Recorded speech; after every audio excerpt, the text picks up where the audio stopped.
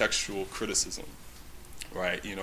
Sort of, you know, um, finding, parts in the Bible that, you can criticize based on the Quran, that you can criticize based on logic, that you can criticize based on any other thing, and you just, try to criticize and, break apart the text and say, see, this book is not good, it doesn't make any sense.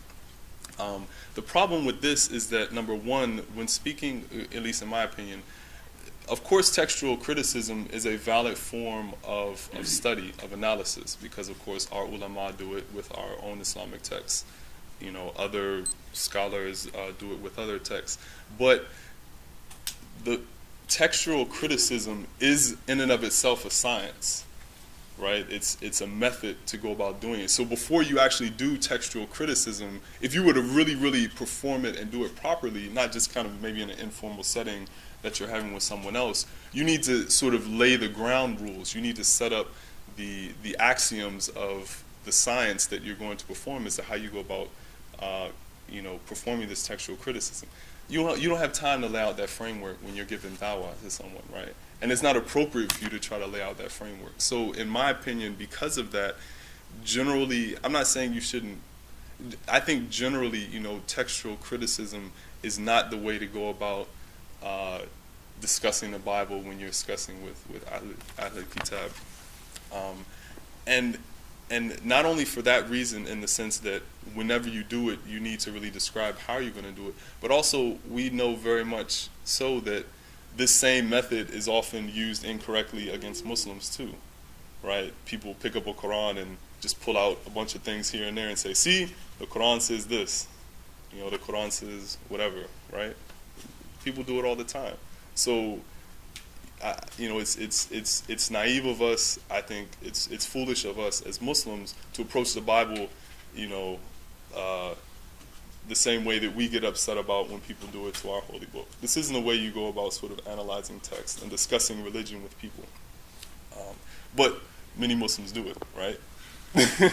And this is why I'm sort of giving my opinion that I don't think this is the best way, or the most appropriate way, particular, when giving dawah. So the second traditional method that Muslims use, right, when discussing the Bible, is to select particular parts of the Bible that support Islam, right? To pick out verses that clearly speak to true monotheism. Clearly speak to the existence of a prophet after Isa alayhi salam, or many others. That really are Islamic in their essence, but people, because of because of whatever translation, or because they contradict some other part of the Bible which they say really supports their Christian beliefs, then people don't look at it from our perspective. But I think that this is really where Muslims need to focus on. I think there's a lot of work that can be done, even more so by scholars, and even by the lay person that picks up and really reads and understands the book, because both the Quran and the Bible are very accessible, right? They're very accessible to just everyday person, right? The Quran is described as mubin, right? We can the texts, both of the texts generally have a very clear apparent meaning that we can understand, so it's very accessible to us. And work can be done in this area not just by scholars, but also by us, by reading and understanding both books.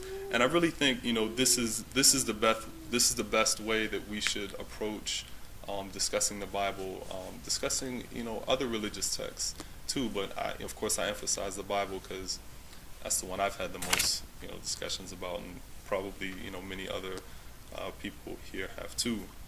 And I think that this is really the best way to draw people towards Islam and understanding Islam, by pointing out the Islamic things within the text, and to really show that continuity of the divinely revealed monotheistic belief system that, I guess ultimately goes all the way back to Prophet Ibraheem,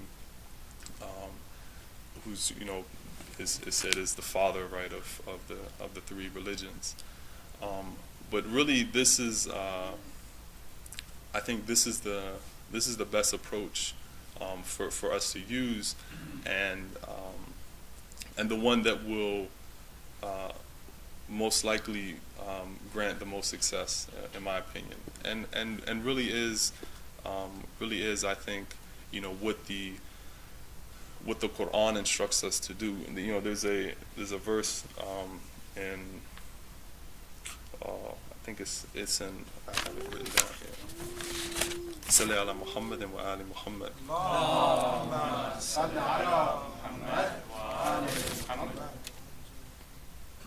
Oh, okay. There's a verse in the Holy Quran in Surah Al-Ma'idah, 5th Surah, ayah number 16. It says, O people of the book, there hath come unto you our apostle, revealing to you much that you used to hide in the book, and passing over much. So this, Allah is describing exactly what I'm saying typically happens, that Allah is saying that, O people of the book, right, we have sent Muhammad sallallahu alayhi wa alihi wa sallam unto you. Allahumma salli ala Muhammad wa ali Muhammad. We have sent Muhammad unto you, and he is revealing unto you that which you used to hide in your own book, right? He is showing Islam in your own book, right? But you used to hide it. You used to pass over it, or conceal it. And this is really what I think we need to do. This method of the Prophet, to kind of pull out what is there and show it to people right in front of them, instead of just trying to everyone become experts in criticizing, in textual criticism, because I've seen I've seen discussions go down that road, and they generally don't really lead anywhere fruitful, in my personal opinion. So that I'm going to stop there, actually, with, I just kind of had a few really brief comments, and I actually just wanted to, sort of share with or ask people in the audience if they wanted to share any thoughts or ideas or experiences that perhaps we can all learn from, as far as conversations with people about Islam, or with giving dawah, or anything like that. Please don't be shy, or you guys gonna make me go first, or for the Yaseen. Yeah, the interesting thing about your suggestion about trying to use the second method for